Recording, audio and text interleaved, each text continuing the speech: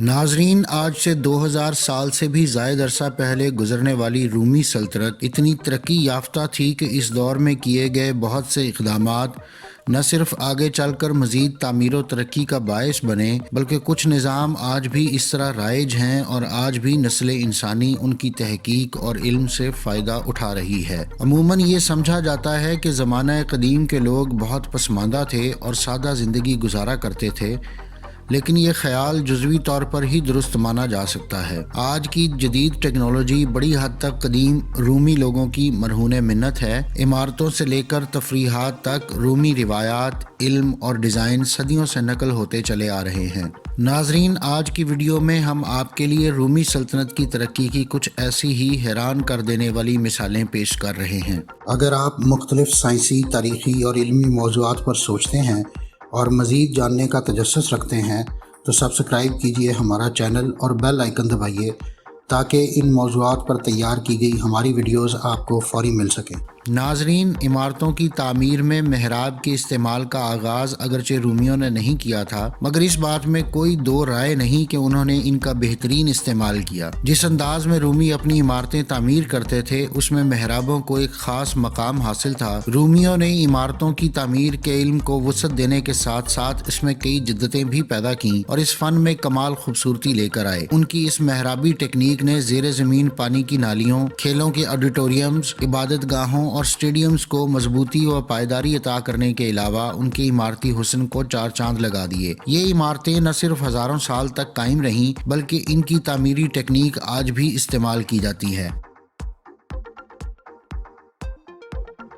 رومی سلطنت کا نظام چلانے کے لیے جمہوری طریقہ انتخاب کے مطابق دو کونسلز کا انتخاب کیا جاتا تھا، ایک صدارتی کونسل جبکہ دوسری سینٹ کا کردار ادا کرتی تھی۔ یہی جمہوری نظام حکومت آج امریکہ سمیت دیگر بہت سے ملکوں میں رائج ہے۔ بلا شبہ یہ ایک ایسا ایڈوانس نظام حکومت تھا جو نہ صرف اپنے زمانے کے لحاظ سے جدید اور کامیاب ثابت ہوا بلکہ آج 2000 سال بعد بھی یہ ایک کامیاب طرز حکومت ہے۔ رومن سلطنت کے دور میں فن تعمیر کو نئی بلندیوں تک پہنچایا گیا اور ان کی استعمال کی گئی ٹیکنیکس آج بھی استعمال کی جا رہی ہیں۔ وہ تعمیر کے لیے استعمال ہونے والا کنکریٹ بنانے میں بھی انتہائی ماہر تھے، کیونکہ آج کے جدید دور کا کنکریٹ بھی صرف 50 سال کی میعاد رکھتا ہے، جبکہ ان کے بنائے گئے کنکریٹ سے تعمیر کی گئی عمارات آج ہزاروں سال بعد بھی مضبوطی میں کسی بھی جدید عمارت کا مقابلہ کرتی ہیں۔ کہا جاتا ہے کہ رومی انجینئر مارکس ویٹووس نے یہ مضبوط ترین کنکریٹ آتش فشانی راکھ، چونے کے پتھر اور سمندری پانی کے ملاپ سے تیار کیا تھا۔ رومی ان تینوں چیزوں کو آتش فشانی چٹانوں کے پتھروں کے چورے کے ساتھ مکس کر کے مزید سمندری پانی میں ڈبو دیتے تھے۔ 10 سال کے بعد اس کنکریٹ میں ایک نایاب معدنی عنصر جسے ایلومینیم ٹوبرمائٹ کہتے ہیں تشکیل پا جاتا تھا، جو اسے ناقابل یقین حد تک پائیدار بنا دیتا تھا۔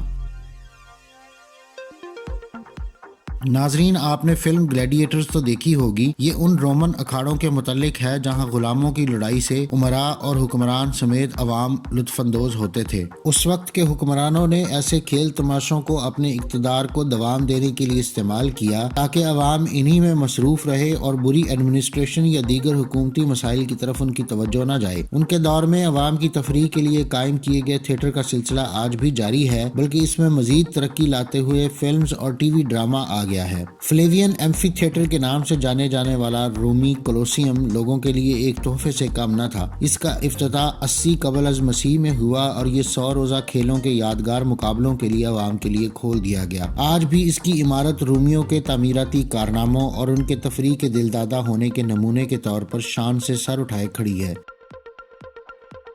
ناظرین، 2000 سال قبل کی رومی سلطنت میں سڑکوں کا قریب 5500 میل لمبا نیٹ ورک موجود تھا۔ اگرچہ بنیادی طور پر ان کی تعمیر فوج کی تیز رفتار نقل و حمل کے لیے کی گئی تھی، مگر اس کے ساتھ ساتھ انہیں تجارت میں بھی فائدہ ہوا۔ ان سڑکوں کو پختگی اور پائیداری کے اصولوں کو مد نظر رکھتے ہوئے بنایا گیا تھا تاکہ ساری سلطنت میں تیز رفتار آمد و رفت کو یقینی بنایا جا سکے۔ آج 2000 سال گزر جانے کے باوجود ایسی بہت سی سڑکیں اب بھی قابل استعمال ہیں۔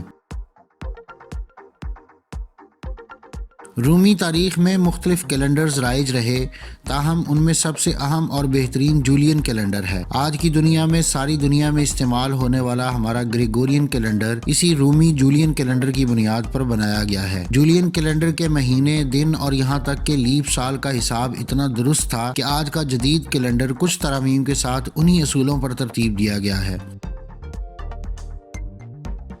ناظرین، قدیم رومی خوش خوراک تھے اور اچھا کھانا انہیں نہایت ہی پسند تھا، جس کا وہ خاص اہتمام کرتے تھے۔ ان کے گھروں میں کھانے کا کمرہ انتہائی اہمیت کا حامل اور ایک لازمی جز ہوتا تھا اور اس کے لیے خاص طور پر جگہ مختص کی جاتی تھی۔ آج کے جدید کھانوں کی طرح روایتی رومی کھانے بھی ایک وقت میں کم از کم 3 مختلف پکوانوں پر مشتمل ہوتے تھے۔ ان میں باقاعدہ کھانے سے پہلے ہلکی پھلکی کھانے کی چیزیں جو بھوک کی اشتہا کو بڑھانے کا کام کرتی تھیں، جنہیں آج کل ایپیٹائزر کہا جاتا ہے، پھر مرکزی یا اصل کھانا اور آخر میں سویٹ ڈش یا میٹھا۔ کھانے کے دوران وائن کا دور مسلسل چلتا رہتا تھا۔ ان کا یہ رواج یونانیوں سے مختلف تھا، جو کھانا کھا چکنے کے بعد شراب پینا پسند کرتے تھے۔ ناظرین، رومیوں سے پہلے دنیا کی مختلف تہذیبوں میں پتھر کی تختیاں یا پھر کھال سے تیار کردہ ایسے ٹکڑے جو گول لپیٹے جا سکیں استعمال ہوتے تھے۔ محققین کے مطابق پہلی صدی عیسوی میں رومیوں نے چرمی پارچہ جات یا پودوں کی چھال سے بنائے گئے کاغذوں کو باہم نتھی کر کے مجلد کتابوں کی شکل دی۔ یاد رہے کہ کاغذوں کو آپس میں نتھی کر کے باقاعدہ کتابوں کی صورت دینے کا کام 5ویں صدی عیسوی میں انجام دیا جانے لگا۔ رومی سلطنت وہ پہلی تہذیب تھی جہاں گھروں میں پانی کی فراہمی کے لیے باقاعدہ زیر زمین نالیوں کا ایک نظام تشکیل دیا گیا تھا۔ بعد ازاں اسی کو ترقی دے کر ابتدائی سیسے کے پائپ بچھائے گئے، جو مختلف انداز میں ترقی کرتے ہوئے آج ہم تک پہنچے۔ گھروں میں پانی کی فراہمی کا یہ نظام آج بھی اپنی جدید شکل میں استعمال کیا جا رہا ہے۔ اس طرح سے نکاسی آب کا نظام بھی انہوں نے ہی بنایا تھا، تاہم ابتدائی طور پر یہ نظام گندے پانی کی نکاسی کی بجائے سیلابی پانی کی نکاسی کے لیے استعمال ہوتا تھا۔ ناظرین، رومی فرمانروا اگسٹس نے تاریخ کی پہلی کوریئر سروس شروع کی، جسے کرسس پبلکس کہا جاتا تھا۔ اس کی مدد سے پیغامات اور ٹیکس کے بارے میں معلومات پوری رومی سلطنت میں ایک مقام سے دوسرے مقام تک تیز رفتاری سے پہنچائی جاتی تھی۔ اگسٹس نے اس سروس کا بنیادی خیال ایرانیوں کے ہاں پائے جانے والے پیغام رسانی کے ایک ایسے ہی نظام سے اخذ کیا تھا، تاہم اس نے اس نظام میں تبدیلی کر کے ایرانیوں کے برعکس متعدد لوگوں کی بجائے ایک ہی فرد کو مقررہ مقام تک ڈاک پہنچانے کی ذمہ داری سونپنے کا طریقہ اختیار کیا۔ اس طرح اس نے پیغام کی رازداری برقرار رکھنے اور براہ راست معلومات کی فراہمی کو یقینی بنانے میں کامیابی حاصل کر لی۔ ناظرین، قدیم رومی سلطنت قانون سازی میں بھی بہت ترقی یافتہ تھی۔ ان کے ہاں زندگی کے ہر پہلو کے بارے میں قوانین موجود تھے اور اسی بنیاد پر آگے چل کر آج کے دور کے بہت سے قوانین بنائے گئے۔ کانسی کی 12 پلیٹوں پر شہریوں کے حقوق و فرائض کی تفصیلات کندہ کر کے عام شہریوں کے فورم کی عمارت کے باہر آویزاں کر دی گئی تھی، تاکہ تمام شہریوں کو اپنے حقوق و فرائض کے متعلق آگاہی ہو اور انہیں پتہ ہو کہ تمام شہری برابر حیثیت کے حامل ہیں اور انہیں یکساں قانونی حقوق حاصل ہیں۔ ان پلیٹوں کو 12 ٹیبلز کہا جاتا تھا۔ ناظرین، اخبارات کی تاریخ بہت پرانی اور طویل ہے۔ روم میں ابتدائی طور پر سینٹ کی میٹنگز کا تحریری ریکارڈ لکھنے کا طریقہ رومیوں نے شروع کیا تھا۔ اس ریکارڈ کو ایکٹا سینٹس کہا جاتا تھا اور یہ مطالعے کے لیے صرف سینیٹرز کو مہیا کیا جاتا تھا۔ بعد میں البتہ 27 قبل از مسیح کے لگ بھگ عوام الناس کے لیے ایک سرکاری گزٹ جاری کیا گیا، جس کا نام ایکٹا ڈیورنا تھا، جو عام دستیاب تھا۔ یہ اخبار کی ابتدائی شکل تھی۔ ناظرین، دیواروں پر خوبصورت نقش و نگار اور تصاویر بنانے کا سلسلہ بھی قدیم رومیوں سے چلا آ رہا ہے۔ 79 قبل از مسیح میں اٹلی کی آتش فشاں ماؤنٹ ویسوویس کے پھٹنے پر ہمیں شکر گزار ہونا چاہیے، کیونکہ اس سے نکلنے والی آتش فشانی راکھ نے مشہور رومی فرمانروا پومپائی کے زمانے کی دیواری تحریروں کے نمونوں کو ڈھانپ کر محفوظ کر دیا۔ ان دیواری تحریروں میں لکھی ہوئی بہت سی باتوں میں سے ایک زبردست فقرہ یہ تھا کہ اے دیوار، میں حیران ہوں کہ اتنی فرسودہ تحریریں تجھ پر لکھی جانے کے باوجود تو انہیں ابھی تک کیسے برداشت کر رہی ہے، تجھے تو کبھی کا گر جانا چاہیے تھا۔ اور اسی طرح سے اس دور میں استعمال ہونے والے آلات طب بھی بعد تک محفوظ رہے اور یوں ہمیں آج ان کے نمونے دستیاب ہونے کے باعث ان کو مزید بہتر کر کے استعمال میں لانے کا موقع ملا۔ ان آلات طب میں سے بہت سے آلات ایسے تھے جو اپنی ابتدائی شکل میں ہی 20ویں صدی عیسوی تک اسی طرح استعمال ہوتے رہے جیسے قدیم رومی دور میں استعمال کیے جاتے تھے۔ ناظرین، قدیم روم کا محنت کش طبقہ پلیبینز کہلاتا تھا۔ یہ بڑی تعداد میں ہونے کے باوجود حیثیت کے لحاظ سے کمزور تھے۔ ان کی حالت زار کے پیش نظر روم کے حکمرانوں، خاص طور پر 98 تا 117 عیسوی میں حکمران رہنے والے ٹراجن نے سوشل ویلفیئر سسٹم قائم کیا، جس کے تحت غریب ترین لوگ انتظامیہ سے امداد حاصل کر سکتے تھے۔ روم کا حکمران اگسٹس عوام الناس کو روٹی کی فراہمی اور سرکس جیسی تفریحات مہیا کر کے خوش رکھنے کی کوشش کرتا تھا تاکہ وہ فسادات پر آمادہ نہ ہو جائیں۔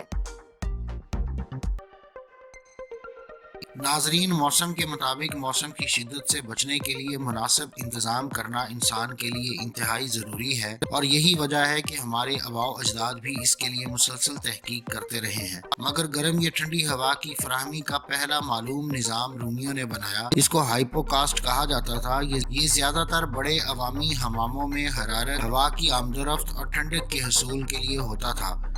اونچے فرش اور مستقل جلتے رہنے والی آگ کے ذریعے ان حماموں میں گرمائش اور گرم پانی کی فراہمی کا اہتمام کیا جاتا تھا۔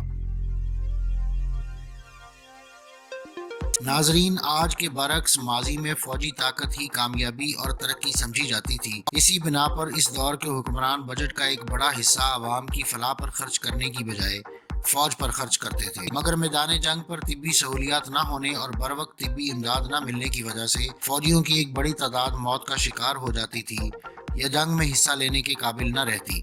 تاہم دوسری صدی عیسوی میں روم کے حکمران ٹراجن کے دور میں رومی افواج میں میڈیسی یعنی ڈاکٹروں کو تعینات کیا جانے لگا تاکہ وہ زخمیوں کی مرہم پٹی کریں اور چھوٹی موٹی جراحی بھی کر سکیں۔ بعد ازاں میدان جنگ میں باقاعدہ موبائل ہسپتال قائم کیے جانے لگے اور زیادہ تربیت یافتہ معالج فوجیوں کے ساتھ ہوتے تاکہ ان کا بہتر علاج ممکن ہو۔ ناظرین، رومن اعداد سے آپ واقف ہوں گے۔ بنیادی طور پر رومی اعداد اجناس کی قیمتوں اور سہولیات کے معاوضوں کی گنتی کے لیے استعمال ہوتے تھے۔ اس دور میں ہر خاص و عام ان کے استعمال سے آشنا تھا۔ آج کل یہ زیادہ تر روایتی موقعوں پر ہی استعمال کیے جاتے ہیں، مثلاً اولمپکس، بادشاہوں کے ناموں کے ساتھ عمارت کی تعمیر کے دوران نمبرنگ کرنے ان کا استعمال کیا جاتا ہے۔ ناظرین، اگرچہ روم کے بادشاہ اگسٹس سیزر کو پہلا ایسا بچہ سمجھا جاتا ہے جس کی پیدائش سیزیرین یا سی سیکشن آپریشن کے ذریعے ہوئی، مگر در حقیقت رومی طبیب یہ آپریشن انتہائی اشد ضرورت کے وقت یعنی ماں یا بچے کی جان کو خطرہ لاحق ہونے کی صورت میں کرتے تھے تاکہ دونوں میں سے کم از کم کسی ایک کو بچایا جا سکے۔ رومی قانون میں سیزر کے احکامات کے مطابق ان تمام حاملہ خواتین کا صرف اس وقت آپریشن کیا جاتا تھا جو بچے کی پیدائش کے دوران انتقال کر جاتی تھی یا قریب المرگ ہوتی تھی تاکہ بچے کو بچایا جا سکے۔ اس وقت چونکہ ماں کو بچانے کی ادویات ایجاد نہیں ہوئی تھی، اس لیے کوشش کی جاتی تھی کہ کم از کم بچے کو ہی بچا لیا جائے۔